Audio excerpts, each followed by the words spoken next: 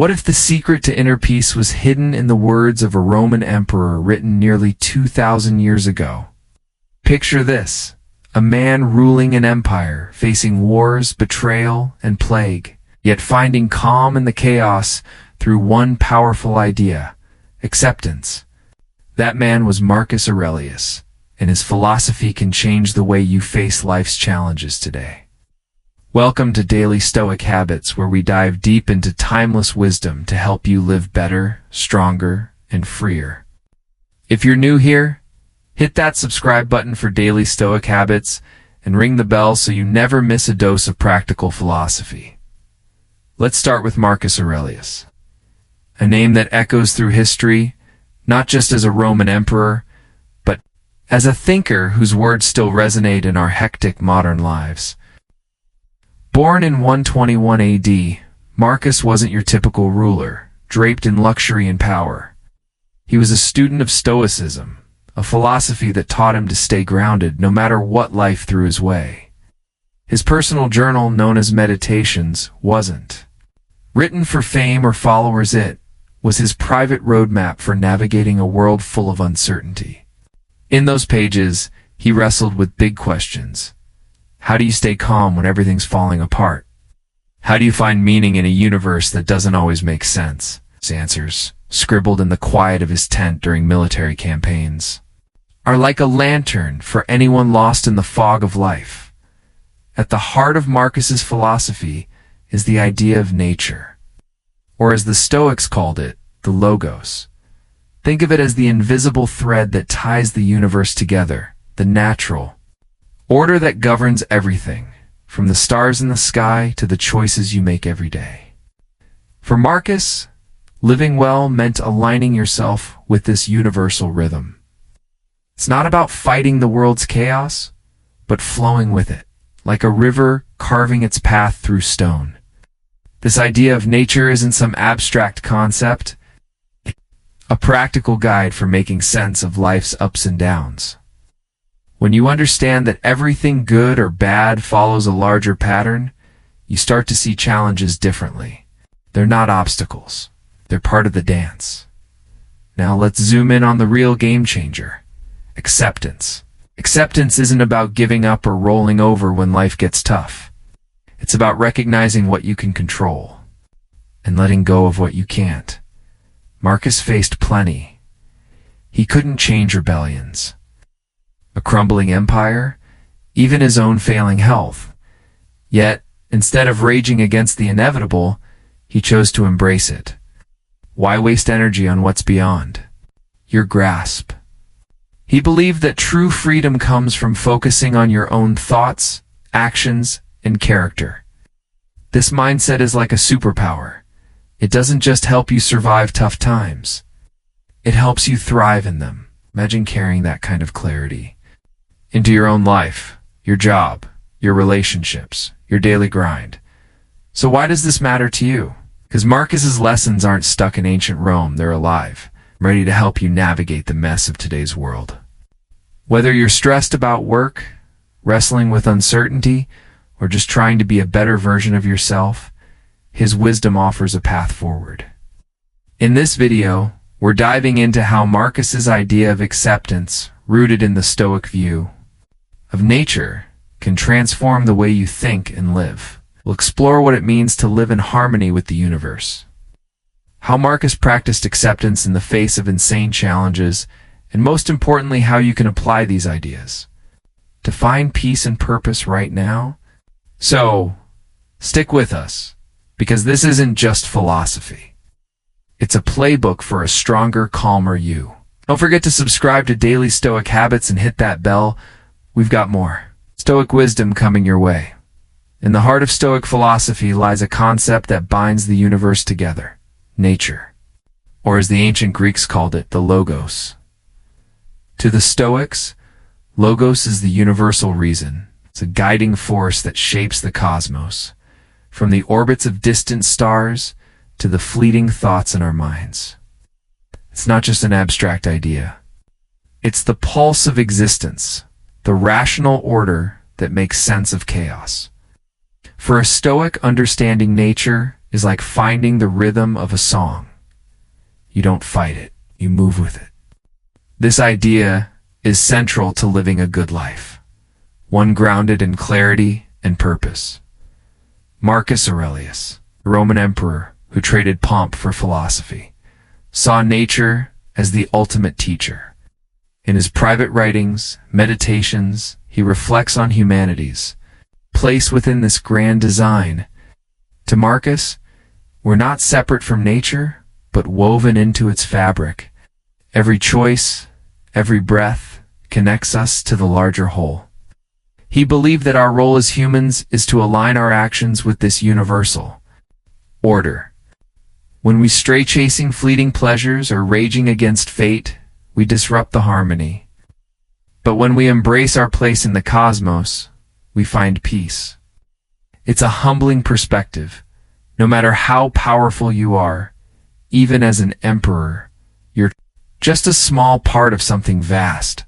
Living in harmony with nature isn't about surrendering to fate. It's about active participation. Marcus saw it as a call to live rationally, to make choices that reflect the same order and purpose that govern the universe. Think of a tree bending in the wind, doesn't resist the storm, but adapts, staying rooted while swaying. For Marcus, this meant focusing on what's within your control. Your thoughts, your actions, your character. Everything else, fame, even life itself, is subject to nature's flow. By aligning with this truth, you free yourself from pointless struggles. It's not about escaping life's challenges, but meeting them with a steady heart. Marcus's words and meditations bring this idea to life. He writes, "Everything harmonizes with me, which is harmonious to thee, O universe. Nothing for me is too early or too late, which is in due time for thee." Here, he's not just philosophizing. He's reminding himself to trust the timing of life. Another gem, the universe is change. Our life is what our thoughts make it. This captures the Stoic view that nature is dynamic, always shifting, and our job is to shape our perspective to match its rhythm. These reflections, jotted down amid the grind of ruling an empire, show Marcus wrestling with the same anxieties we face today: uncertainty, loss, the search for meaning, and finding solace in nature's order. Other Stoic thinkers, like Seneca and Epictetus, shared this reverence for nature but approached it differently. Seneca, a statesman and playwright, emphasized living according to nature as a path to virtue. In his letters to Lucilius, he urges us to simplify our desires, arguing that nature provides all we need: food, shelter, reason, while our excesses create suffering. He paints a vivid picture. A man content with a simple meal and a clear mind is richer than a king chasing endless wants. Seneca's focus is practical, almost urgent, as if he's pleading with us to wake up before it's too late. Epictetus, a former slave-turned-philosopher, took a more direct approach. He saw nature as the source of our freedom. In his discourses, he teaches that true liberty comes from accepting what nature decrees. Outcomes, even death, while mastering your inner world. You have power over your mind, not outside events, he famously said. For Epictetus, living with nature meant training yourself to let go of what you can't control. Like a sailor adjusting sails to the wind. His tone is blunt, almost confrontational, reflecting his hard-earned wisdom from a life of hardship, while Marcus, Seneca, and Epictetus all bowed to nature. Their perspectives reflect their unique lives. Marcus, ruling an empire, saw nature as a cosmic guide for leadership and resilience. Seneca, navigating Rome's treacherous politics, framed it as a shield against excess and ambition. Epictetus, shaped by servitude, viewed it as the key to inner freedom. Yet they all agreed, to live well is to live with nature, to see yourself as part of a larger whole and act accordingly. This shared belief makes Stoicism timeless, a philosophy that speaks to anyone seeking clarity in a messy world. For Marcus, this wasn't just theory, it was a lifeline. He faced wars, a plague, and personal betrayals, yet he turned to nature for strength. His reflections remind us that the universe isn't out to get you, it's just doing what it does. Your job is to do the same, play your part, not as a victim, but as a rational being. This idea of nature as both a force and a guide challenges us to rethink our struggles. What if the things we fight against are just part of the cosmic dance? By embracing nature, we don't just survive. We find a deeper sense of purpose, rooted in the very order of the universe, in Stoic philosophy. Acceptance is the cornerstone of a life well lived, a quiet strength that transforms how we face the world. For Marcus Aurelius, acceptance meant embracing what lies beyond our control while focusing fiercely on what we can shape our thoughts, actions, and character. It's not about passivity or defeat, but about aligning with reality. Like a swimmer moving with the current instead of against it. This principle, rooted in the Stoic view of nature, guided Marcus through the storms of his life as a Roman emperor. His reflections and meditations offer a timeless blueprint for finding peace amid chaos. A wisdom that feels as urgent today as it did nearly 2,000 years ago. At the heart of Marcus's philosophy is the Stoic idea of control, or rather, the lack of it. Life, he understood, is a mix of what we can influence and what we can't. The weather, other people's actions, sickness, death. These are threads in the universe's tapestry, woven by forces beyond us. Trying to control them is like shouting at the wind. Instead, Marcus taught that true power lies in mastering your inner world. You have power over your mind, not outside events, he wrote, echoing his Stoic predecessor Epictetus. This distinction is liberating. By letting go of what's external, you reclaim energy for what matters, your choices, your perspective, your integrity. This principle of control shapes Marcus's approach to adversity. He saw challenges not as curses, but as opportunities to practice virtue. Pain, loss, or failure? They're just events, neutral until you assign them meaning. If you are distressed by anything external, the pain is not due to the thing itself, but to your estimate of it. And this you have the power to revoke it. Any moment, he wrote in Meditations. It's a radical idea. Your suffering comes not from the world, but from how you interpret it. A setback at work, a broken relationship, a personal failure, these only harm you if you let them. Marcus's response was to reframe hardship as a test, a chance to grow stronger, wiser, more patient. But acceptance for Marcus wasn't just about enduring pain, it was about action. Stoicism demands responsibility. Even when the world feels out of control, you're accountable for how you respond. Marcus believed in doing what's right, not because it guarantees success, but because it's your duty as a rational being. Do what is necessary, and whatever the reason of a social animal requires, he urged himself. This blend of acceptance and action is what makes his philosophy so practical. You don't just sit back and take life's punches. You meet them with purpose, choosing to act justly, kindly, courageously, no matter the outcome. Let's dive into some of Marcus's words from Meditations to see how he wrestled with these ideas. One of his most famous lines captures the essence of acceptance. There is only one thing that causes unhappiness: the belief that you can control what you cannot. Here he's cutting through the noise of human frustration. Much time fighting reality, wishing people were different, regretting the past, fearing the future. Marcus's antidote? Focus on the present, on what you can do right now. Another powerful passage reads, "Accept whatever comes to you woven in the pattern of your destiny, for what could more aptly fit your needs." This isn't blind resignation, but trust in the universe's design.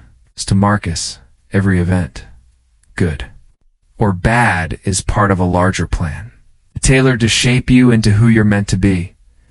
Another gem: the impediment to action advances action. What stands in the way becomes the way. This is Marcus at his most profound. Obstacles aren't roadblocks, they're the path itself. A modern example might be losing a job, devastating at first, but it could push you toward a new career, a better fit for your skills.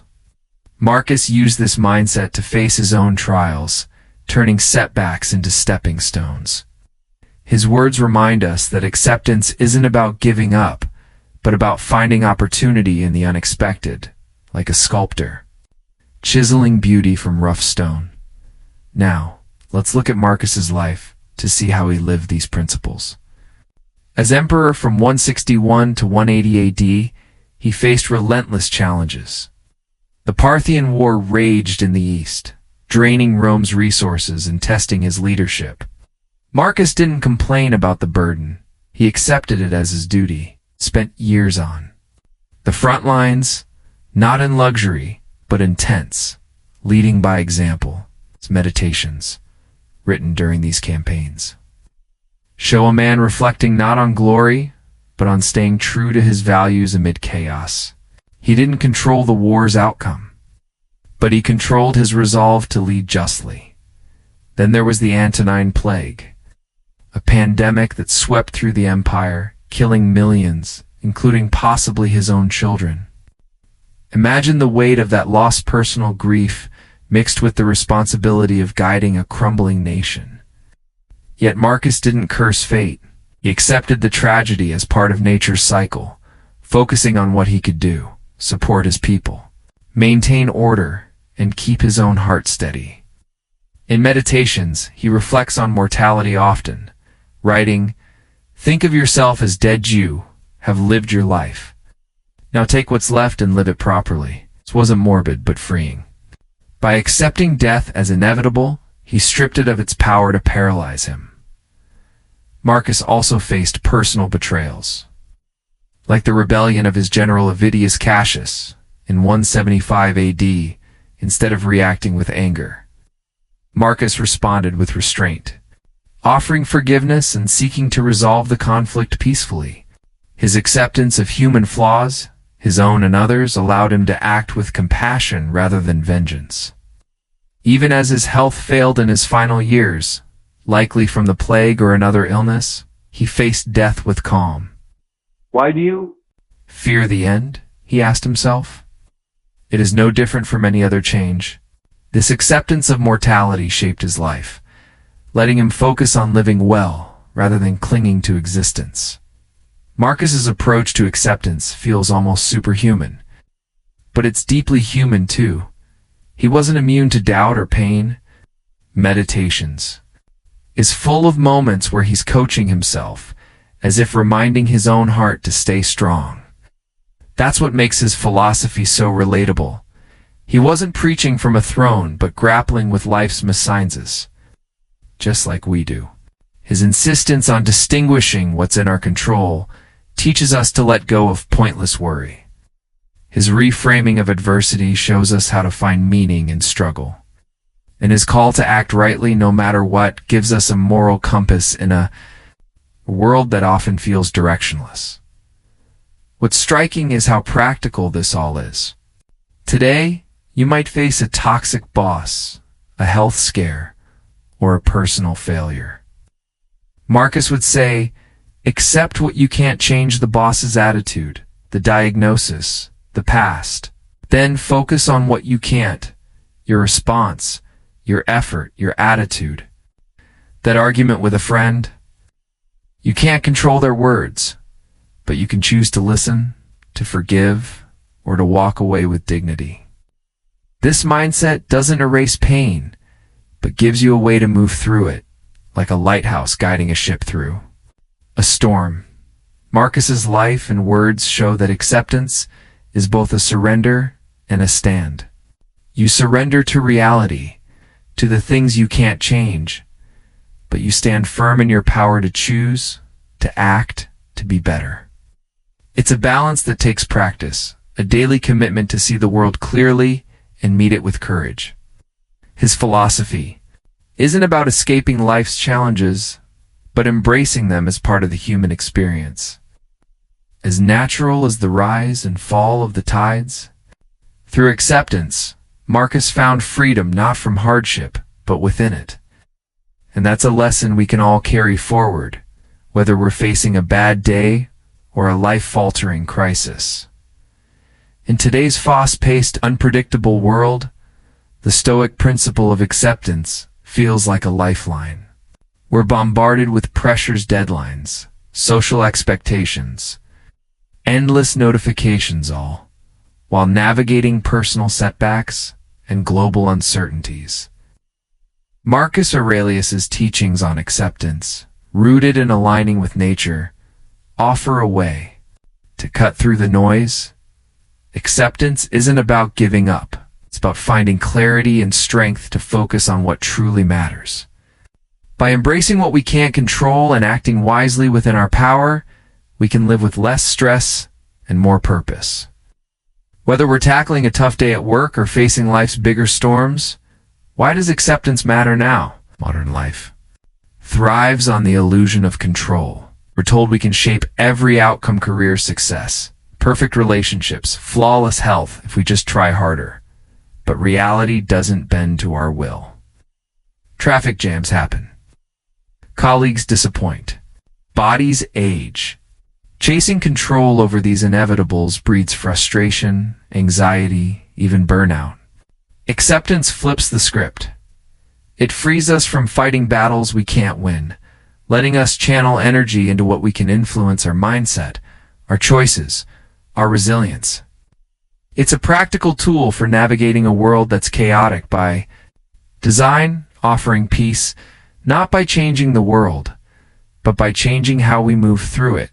So, how do we apply acceptance in daily life? The first step is identifying what's beyond our control. Marcus's core Stoic insight: control your mind, not events, as a starting point. Take a moment to sort life's challenges into two buckets. What you can influence: your effort, your words, your attitude, and what you can't: others' opinions, random setbacks, the past, lost a promotion. You can't control the decision, but you can control how you respond by seeking feedback or exploring new opportunities. This clarity is like decluttering your mind. It creates space for action instead of worry. The second step is training your mind through practices like meditation and self-reflection. Marcus wrote meditations as a form of self-coaching, reflecting on his role in the universe to stay grounded. You can do this too. Start with a simple morning routine, 5 minutes of quiet, focusing on your breath, reminding yourself what's in your control today. Journaling helps. Tore it down a challenge, then note what you can't change and what you can do about it. Over time, these habits build mental muscle, helping you catch knee-jerk reactions before they spiral. Not about perfection, but consistency, like a gardener tending soil daily. The third step is reframing difficulties. Marcus saw obstacles as opportunities. What stands in the way becomes the way. A flat tire isn't just a hassle, it's a chance to practice patience. A tough conversation isn't a failure, it's a moment to listen deeply. This shift in perspective turns problems into teachers. Next time you're stuck in a long line, instead of fuming, ask, how can I use this moment? Maybe it's a chance to breathe, to observe, to practice calm. This doesn't erase frustration, but gives it purpose, making life's annoyances feel less like attacks and more like training grounds. Let's ground this in real-world examples. At work, imagine a micromanaging boss who critiques your every move. You can't change their behavior, that's outside your control. But you can accept it as a fact, like rain on a hike, and focus on what you can do. Communicate clearly, seek constructive feedback, or quietly explore other job options. This keeps you proactive, not resentful. In relationships, say a friend cancels plans last minute, can't control their choice, but you can choose not to take it personally, reach out later, or spend the time on yourself. Acceptance here preserves the connection without bitterness. With health, a chronic condition like migraines can't be wished away, but you can accept its presence, manage triggers, and prioritize rest, turning a limitation into a call for self-care. These examples show acceptance in action, but it also connects to modern ideas like positive psychology and mindfulness. Positive psychology, which emphasizes strengths and resilience, echoes Marcus's focus on reframing challenges as growth opportunities. Studies show that accepting negative emotions rather than suppressing them reduces stress and boosts well-being. Mindfulness, rooted in Buddhist traditions but now mainstream, aligns with Stoic self-reflection. Practices like mindful breathing or body scans help you stay present, much like Marcus's habit of grounding himself in the moment. Apps like Headspace or Calm make this accessible, offering guided exercises that mirror Stoic principles without the ancient terminology. These connections show that Marcus's wisdom isn't outdated. It's a precursor to tools we use today to thrive. Still, practicing acceptance isn't easy. Challenges arise, and they're real. One hurdle is emotional resistance. We're wired to fight or flee when things go wrong. So accepting a layoff or a breakup feels counterintuitive, even weak. The fix? Start small. Practice with minor irritations, a delayed flight, a rude cashier bee, for tackling bigger issues. Another challenge is overthinking. You might accept a situation but still obsess over what ifs. Here, Marcus's journaling trick helps. Write down the worst-case scenario, then list what you can control. It's a reality check that quiets the mind. Social pressure is another barrier. We live in a culture that glorifies hustle and fixing everything. Admitting you can't control an outcome can feel like failure. Counter this by reframing acceptance as strength. Choosing your battles is smarter than fighting them all. Distraction is a modern obstacle. With phones pinging and to-do lists growing, it's hard to pause and reflect. Set boundaries. 5 minutes of quiet each morning. No screens, just you and your thoughts. Finally, there's the trap of passivity. Acceptance isn't apathy, but it's easy to slip into whatever mode. Marcus avoided this by pairing acceptance with action. Accept the problem, then do what's right. If you're stuck in a toxic job, accept the situation, but take steps. Update your resume network, plan your exit. This balance keeps acceptance dynamic, not stagnant. These challenges show that acceptance is a skill, not a switch you flip. It takes practice, patience, and a willingness to stumble. But the payoff is real. Research from positive psychology backs this. Accepting uncontrollable events reduces anxiety and improves mental health. A 2018 study in Journal of Happiness studies found that people who practiced acceptance-based coping reported higher life satisfaction. Anecdotally, think of someone who radiates calm in a crisis. They're likely practicing some form of acceptance, consciously or not. It's the colleague who shrugs off a project delay, focuses on next steps, and still sleeps soundly. Applying acceptance transforms daily life. At work, it helps you navigate setbacks without losing your cool, making you a steadier leader or teammate. In relationships, it fosters empathy. You accept others' flaws, which deepens trust. With health, it shifts you from despair to agency, focusing on what you can do to feel better. Beyond outcomes, acceptance changes your inner world. Carry less anger, less regret, because you're not at war with reality. Clearing fog from a windshield suddenly. You see the road ahead more clearly. Marcus's wisdom, distilled through centuries, offers a practical path for today. His steps know what you can't control. Train your mind. Reframe challenges aren't just philosophy. They're a playbook for resilience. Whether you're stuck in traffic or facing a life-altering diagnosis, acceptance helps you meet the moment with grace. It's not about erasing pain, but living through it with purpose, like a tree standing firm in a storm. By practicing acceptance, we don't just survive the modern world's chaos, we find a way to thrive within it. Grounded in the same clarity that guided a Roman emperor through his darkest days, Marcus Aurelius, a Roman emperor who faced wars, plague, and betrayal, found peace through one powerful idea: acceptance. His Stoic philosophy teaches us that true calm comes from living in harmony with nature, the universal order that governs all things.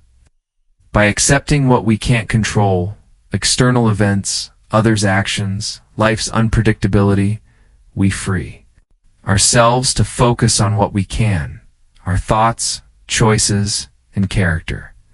This isn't passive surrender, but active wisdom, a way to navigate life's chaos with clarity and strength.